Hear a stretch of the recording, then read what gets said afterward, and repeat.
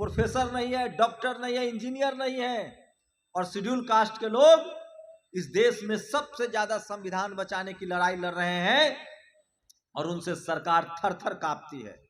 चाहता है कि हम अपना घर भरे और बाकी लोग गरीब रहें। इस देश के जो मनुवादी हैं, जो जातिवादी लोग हैं, वो क्या चाहते हैं कि वो गुलछर्रे उड़ाएं और बाकी लोग उनकी नौकरी करें। वो हमें मारना नहीं चाहते हैं, वो चाहते हैं कि हम लाचार रहें, गरीब रहें, ड्राइवर बने, सफाई वाला बने, मजदूर बने। मतलब उनको मुफ्त में मजदूर चाहिए, और अगर आप मजदूरी कीजिएगा तो बाबू सोना, हमारे साथ खाना खाओ, हमारे घर में रहो, लेकिन आपकी शादी नहीं हो सकती है उस घर में। हमारे बच्चों का कत्ल हो रहा है। अब जो जातिवाद है, एकमात्र किला है मीडिया।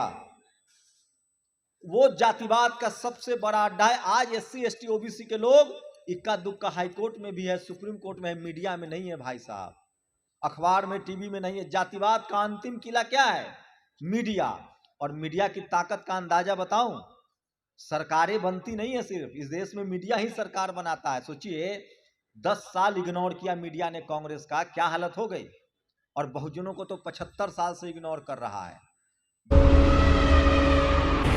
पता नहीं कब कोर्ट में पेश करना पड़े ऐसा, इसीलिए मैं बहुत इस समय बहुत शॉक्ड हूँ।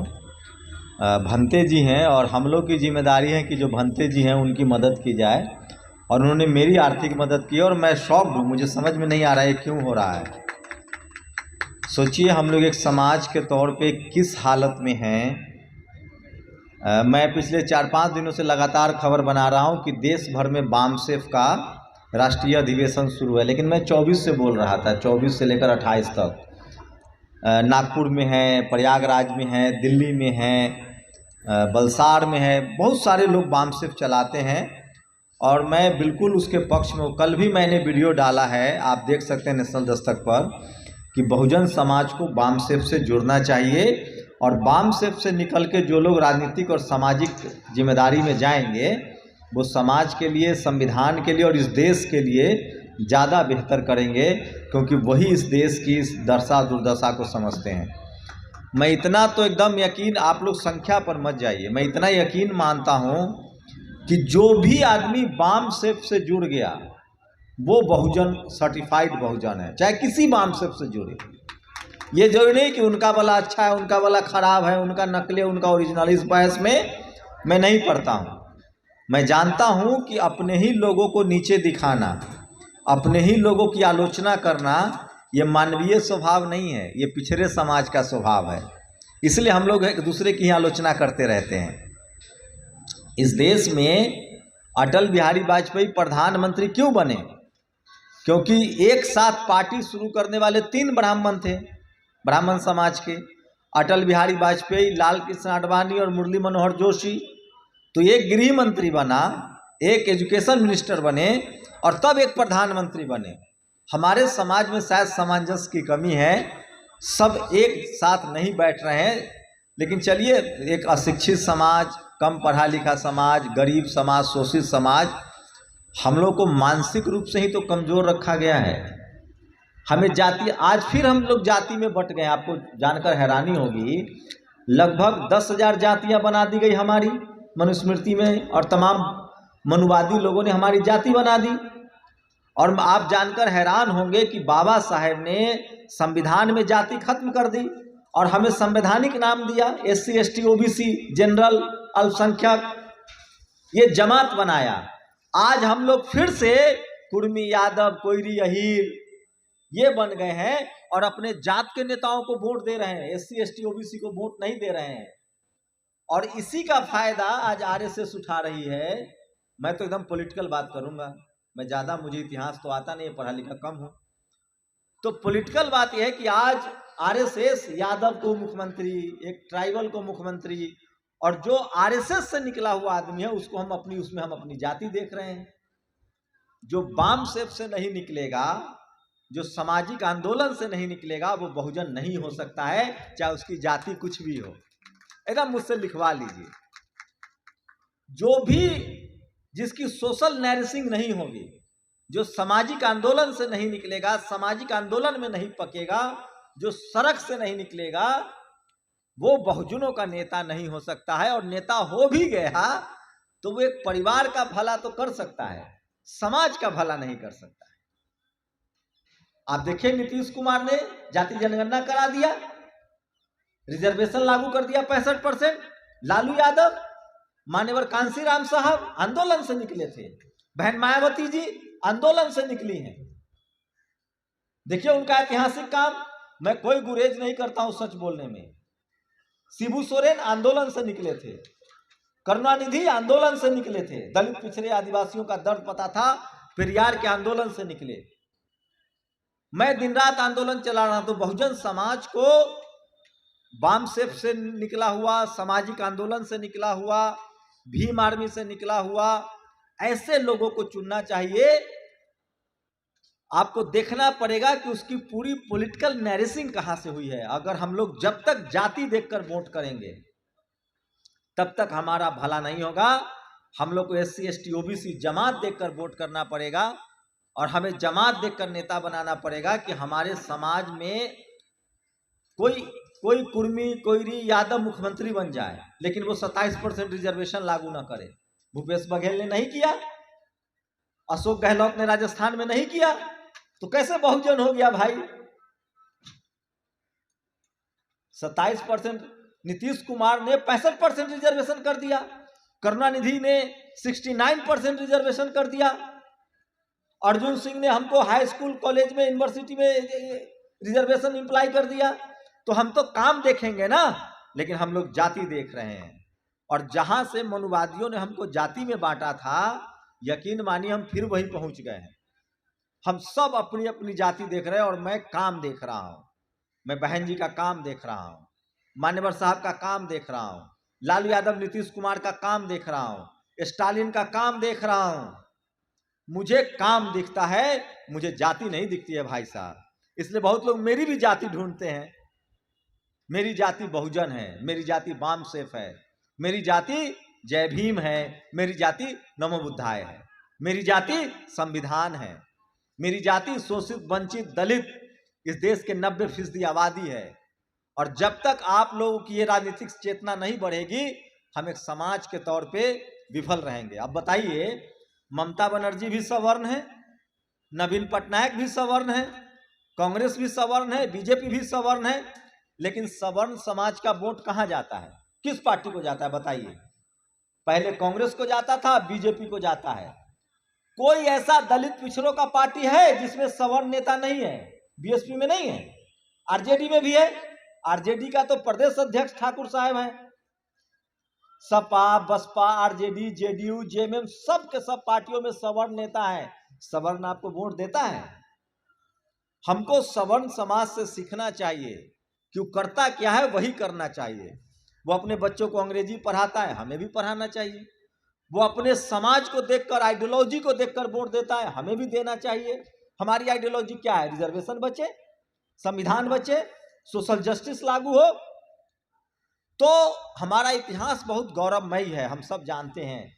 हम सम्राट अशोक के वंशज हैं, हमारे महापुरुषों ने बहुत बड़ा काम किया है। हमारे पास गरीबी है, लेकिन हम शर्मिंदगी वाले काम करने वाले लोग नहीं। हम चोरी नहीं करते हैं, हम बेईमानी नहीं करते हैं, हमने देश को धोखा नहीं दिया है, हमने इंसानों को धोखा नहीं दिया है। अरे हम तो उनके वंशज हैं, सम्राट अशोक के, जिन्होंने सिकंदर के देश में दवाइयाँ भिजवाई। जिस सिकंदर ने हमारे ऊपर हमला किया, उसकी तीसरी चौथी पीढ़ी के बाद यूनान में जाकर अशोक ने दवाइयाँ भिजवाई। हम तो उनके वंशज हैं जिनके राजाओं ने सील पर ध्यान दिया। चंद्रगुप्त मौर्य हो, सम्राट अशोक हो, कितने शादियां की, सिलवान लोग थे, चरित्रवान लोग थे। हमारे वंशज तो वो थे जिनके डर से सिकंदर सिंधु नदी पार नहीं कर पाया, घनानंद के डर से। तो इतिहास भी है और वर्तमान में भी यही है कि हम लोग बुद्धिस्ट हैं, बुद्धमय हैं, हमारे दिल में करुणा है। हम धोखा नहीं दे सकते, हम छल प्रपंच नहीं कर सकते।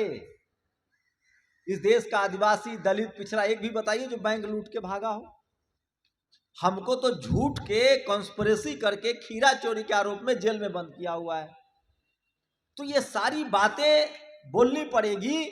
और हमें, मैं एक बात और कह रहा हूं कि जितना SC ST OBC और किसान जाति के लोग जिसको बहुजन कहते हैं घर में बैठे हुए हैं और उनको देखिए, दो तरह के लोग हैं। जैसे एक मेरे माँ बाप हैं, वो पढ़े लिखे नहीं हैं, बकरियां पालते हैं, मजदूर हैं, तो उनको पता ही नहीं है, उनको तो जिला का नाम नहीं पता है, राज्य का नाम नहीं पता है, गांव का नाम नहीं पता है। उनको कोई वोट देने के लिए कहता था, वहां जाके वोट दे देते हैं। वो भी पहले वोट नहीं डालने देता था, जब कुछ नियम कानून सख्त हो गया, वोट डालने की बारी आई तो देता है, तो कभी 150 रुपया भी दे देता होगा, चलिए कुछ खिला पिला देता होगा काहे पर, क्योंकि उनको ज्ञान नहीं है। तो मेरी शिकायत उनसे नहीं है, जो लोग नहीं पढ़े लिखे, जो मनुवाद के सबसे ज्यादा शिकार हैं, मेरी शिकायत उनसे बिल्कुल नहीं है। मेरी शिकायत उनसे है, मेरे जैसे लोग जो IIMC से पढ़ा, जिसके शरीर पर कोट है, कपड़ा है, जो संविधान लागू होने के बाद रिजर्वेशन ले रहा है, जो नौकरियों में है, बिजनेस में है, बढ़िया कपड़ा पहन रहा है, और अगर उसे लगता है कि वो अपनी मेहनत से ये सब हासिल कर रहा है, तो मुझे उनसे तकलीफ है। अरे मेहनत तो हमारे बाप दादा भी करते थे। अरे मेहनत तो रिक्शा वाला करता है, मजदूर करता है, ठेला रिक्शा, बिल्डिंग बनाने वाला, किसान मेहनत करता है। मेहनत से तरक्की मिलती है, तरक्की मिला संविधान से। तरक्की का रास्ता संविधान ने दिया। अगर संवैधानिक प्रावधान नहीं होता तो तुम भले मेहनत करते, doctor, engineer, collector, SP, CM, PM नहीं बन पाते। लिखवा लो मुझसे। वो बाबा साहेब ने अपने बच्चों की कुर्बानी देकर संवैधानिक व्यवस्था किया है। और सोचिए, जब संविधान है, संवैधानिक व्यवस्था है, उसके बाद भी आज क्या हो रहा है। जो जातियां, जाति के नाम पर जो लोग पढ़े लिखे नहीं है, जाति के नाम पर गांव में आदिवासियों के साथ, दलितों के साथ, पिछड़े समाज के लोग जो जातिवाद करते हैं, वो SC ST एक्ट में जेल भी जा रहे हैं। और वही SC ST OBC के लोग, वही लोग जो गांव में जातिवाद जिनके दिमाग में भर दिया गया, उनके बच्चों के साथ स्कूल, कॉलेज, यूनिवर्सिटी में जातिवाद हो रहा है। उनको पते नहीं है। वहां वो बकरी के लेकर, गन्ना को लेकर, बैर को लेकर, खीरा को लेकर झगड़ा करते हैं, और उनका भी बच्चा लक्ष्मण यादव बन जाता है, नौकरी से निकाल दिया गया, रोहित वेमुला हो जाता है। जाट, गुर्जर, पटेल, मराठा, किसी का कोई नहीं है सुप्रीम कोर्ट, हाई कोर्ट में। सबकी हालत हम लोगों जैसी है। इस देश में सबसे जो ज्यादा लड़ाई लड़ रहा है वो समाज है शेड्यूल कास्ट। और आज शेड्यूल कास्ट के लोग सुप्रीम कोर्ट में जज हैं, बाकी दूसरी कम्युनिटी के लोग नहीं हैं। जो समाज लड़ रहा है उसको मिलेगा भी। OBC के लोगों को सोचना है कि उनका क्या होगा। 60% की आबादी वाला OBC हाईकोर्ट, सुप्रीम कोर्ट में जज नहीं है भाई साहब। PhD नहीं है, प्रोफेसर नहीं है, डॉक्टर नहीं है, इंजीनियर नहीं है।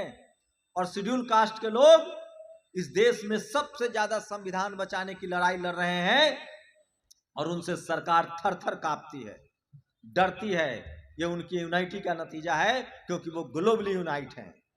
और मैं भी यही कोशिश कर रहा हूं कि इस देश को बहुजन बनाऊं, SC ST OBC किसान कम्युनिटी को एक साथ करूं, तब जाकर ये देश बेहतर होगा। हम लोग क्या चाहते हैं?